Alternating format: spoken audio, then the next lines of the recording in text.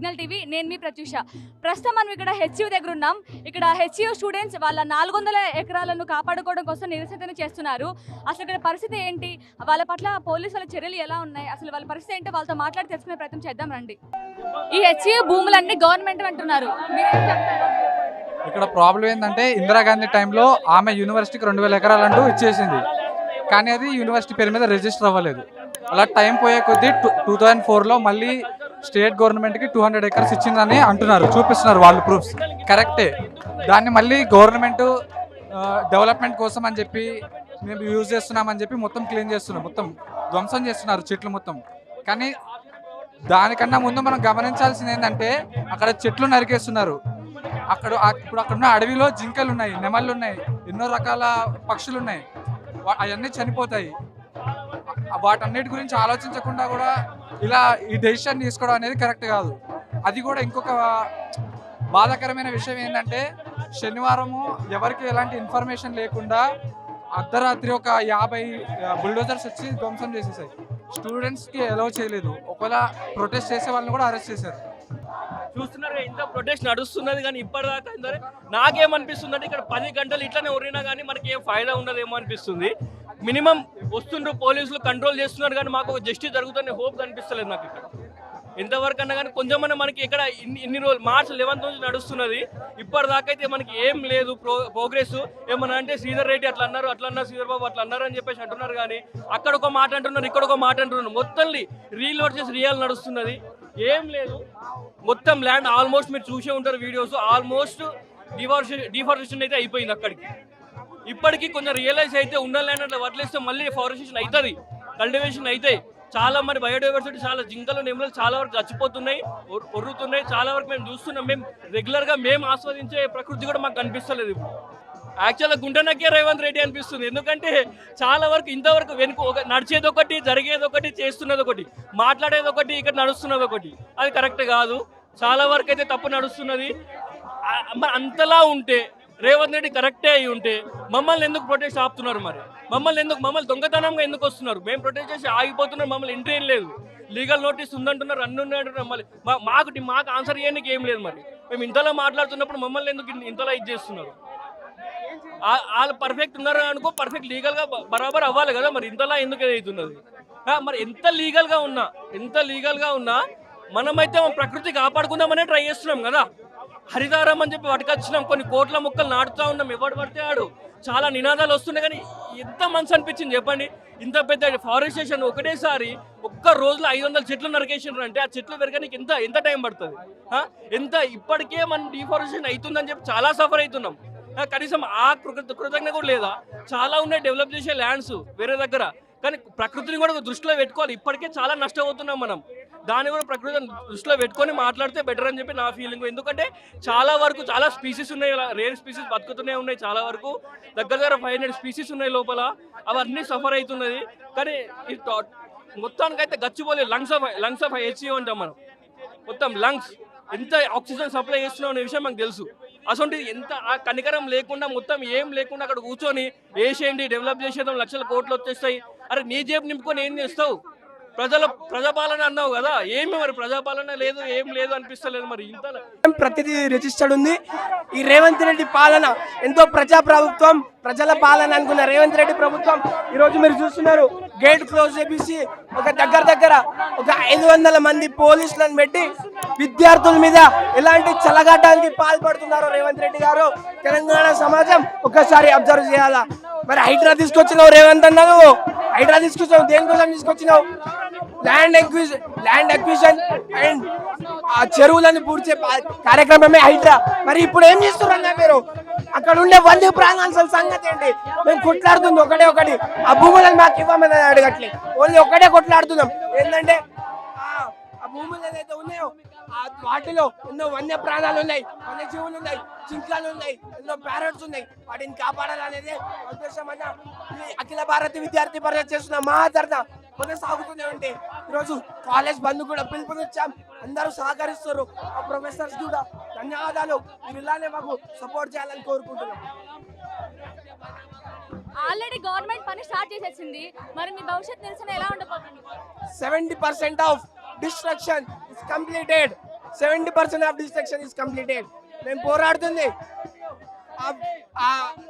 ఏదైతే డిస్ట్రక్షన్ జరుగుతుందో అతి త్వరగా తక్షణమే ఆపేసి అన్ని సమస్యలకి దారినివ్వాలని కోరుకుంటుంది అఖిల భారతీయ విద్యార్థి పరిషత్.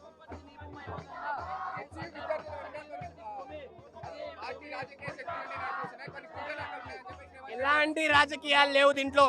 ఉన్నది ఒకటే ఒక అంశం, వన్యజీవులని కాపాడే బాధ్యత as a students of university and this Indian citizens యొక్క మాపై బాధ్యత ఉంది. మేము తప్పకుండా కొట్లాడతాం. అఖిల భారతీయ విద్యార్థి పరిషత్కి కొట్లాడడం కొత్త కాదు, సాధించడం కొత్త కాదు.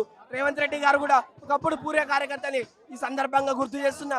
మీకు తెలుసు మన పోరాటాలు ఎట్లుంటాయో, మీకు తెలిసి కూడా ఇలాంటి పనులు చేస్తున్నారంటే మంచిది కాదు. మీరు అతి త్వరగా ఎంత తొందరగా వీలైతే ఎంత తొందరగా తక్షణమే ఆ పనిని ఆపేసి ఆ వన్యజీవులకి ప్రాణం పోసిన వాళ్ళవారు. అన్న కొన్ని రోజుల ముందు ఫుట్బాల్ ఆడడానికి వచ్చిండు. ఎవరు ఇన్వైట్ చేశారు? వాళ్ళ స్టూడెంట్ వింగ్ NSUA ఇన్వైట్ చేసింది. అన్న రా అన్న ఫుట్బాల్ ఆడుతాం. ఫుట్బాల్ ఆడుతూ వస్తే కొంచెం జలస్ ఫీల్ అయిండు. ల్యాండ్ చూసిండు, వామో ఇంత చక్కగా ఉంది ల్యాండ్, అమ్మితే ఎన్నో 1,00,000 కోట్లు వస్తాయేమో అని 400 ఎకరాల మీద కన్ను పడింది అన్నకి. అయితే అన్న వచ్చిండు, ల్యాండ్ గుంజుకుపోయిండు. ఈ హెచ్సి భూములు గవర్నమెంట్ అందుకే మేము ఇది చేస్తున్నాం అంటున్నారు. దాని గురించి ఏం చెప్తారు? అన్న ఇందిరమ్మ రాజ్యం అంటావు కదా, ఇందిరమ్మ రాజ్యం ఎక్కడ ఉంది? మీ ఇందిరాగాంధీ డొనేట్ చేసిన 2,300 ఎకరాలు క్యాంపస్, ఇది విద్యార్థుల కోసం అనమాట. ఇది ఇందిరాగాంధీ డొనేట్ చేస్తే నువ్వు దాంట్లో లాక్కు పట్టుకుపోతున్నావు. ఇది ప్రభుత్వ భూమి అయితే మరి 400 ఎకరాలు మీవైతే మరి 2,300 ఎక్కడ ఉంది? ల్యాండ్ సర్వే చేయించు, నీది ఎక్కడుంది చూపించు. హెచ్యూ మీద అసలు భూములే లేవు, రిజిస్టర్ అయ్యి లేవు అంటున్నారు. దాని గురించి ఏం చెప్తారు? ఒక స్టేట్ గవర్నమెంట్ బాధ్యత తీసుకోవాలి. ఆ భూమి ఎప్పుడైతే 50 సంవత్సరాల కింద ఒక యూనివర్సిటీ ఉంది, దానికి ఇప్పటి వరకు కూడా అనమాట ల్యాండ్ రికార్డ్స్ లేవనుకున్నంటే దాని మిస్టేక్ ఎవరిది? ఎవరు బాధ్యత తీసుకోవాలి? అది కూడా తెలీదా? అది తెలియకుండా నువ్వు ఎలా సీఎం అయిపోయావు? నువ్వు 400 ఎకరాలు నువ్వు తీసుకుంటున్నావు, బుల్డోజింగ్ చేస్తున్నావు, ఎవరికి అడిగి చేస్తున్నావు? ల్యాండ్ రికార్డ్ సరైన ల్యాండ్ రికార్డ్స్ ఉన్నాయా? Land survey చేయించావా?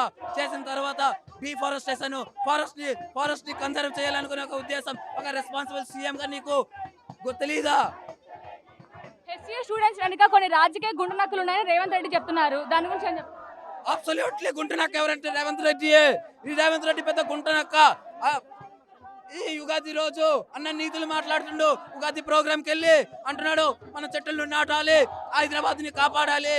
నువ్వు హైదరాబాద్ లో ఒక carbon synced area SU campus, నువ్వు అక్కడ డిఫారెస్టేషన్ చేస్తున్నావు. ఒక డ్యువల్ రోల్ ప్లే చేస్తున్న గుంటనక్క నువ్వే రేవంత్ రెడ్డి. ఏముంటదండి, ఇప్పుడు బస్సెస్ ఫ్రీ ఇచ్చిండు, అన్ని ఫ్రీ బీస్ ఇస్తే మనీ ఎక్కడికి వెళ్ళి వస్తుంది?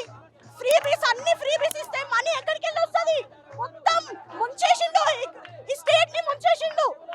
ఇప్పుడు దాన్ని వసూలు చేసుకోవడానికి ఎడ్యుకేషనల్ ఇన్స్టిట్యూషన్స్ పైన పడ్డాడు. ఎడ్యుకేషనల్ ఇన్స్టిట్యూషన్స్ లో ఎన్నో ఎకరాల భూమి ఉంటది, ఆ భూమి చాలా కోట్ల విలువైన భూమి. ఇప్పుడు ఆ భూమిని వాడాలని చూస్తున్నాడు. ఇప్పుడు ఈ భూమి ఇక్కడ చూడండి, కంచా గచ్చిబౌలి అనేది చాలా డెవలపింగ్ ఏరియా. ఇక్కడ పెద్ద పెద్ద కన్స్ట్రక్షన్ కంపెనీస్ వచ్చి ఇక్కడ భూమిని తీసుకొని అక్కడ డెవలప్మెంట్ చేయాలని అనుకుంటారు.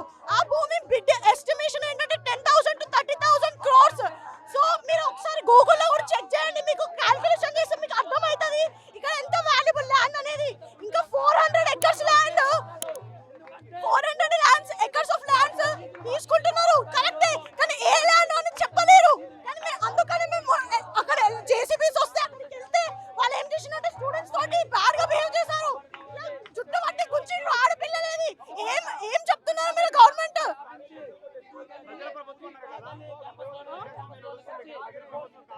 ఇది ప్రజాస్వామ్యం కాదు, ఇది మొత్తం ఏమంటారు మోనోపలి అయిపోయింది. ఇక్కడ ఓన్లీ గవర్నమెంట్ ఏం చెప్తే అది మా మీద ఫోర్స్ చేస్తున్నారు. నాకు అర్థం కాదు. మొన్న సండే రోజు హాలిడే ఉండే, నిన్న హాలిడే ఉండే, మరి ఈ రోజు ఎందుకు హాలిడే ఇచ్చిండ్రు? Just because we can't go to the courts and file a petition there. హెచ్యూ పేరు మీద భూములే లేవని గవర్నమెంట్ అంటున్నారు. దాని గురించి ఏం చెప్తారు? ఈ హెచ్యూ ల్యాండ్ అనేది అప్పుడు కాంగ్రెస్ గవర్నమెంట్ ఉన్నప్పుడు, ఇందిరాగాంధీ ఉన్నప్పుడు తెలంగాణ డెవలప్ కావడానికి ఈ ల్యాండ్ ఇచ్చింది. అది act university of Hyderabad act 19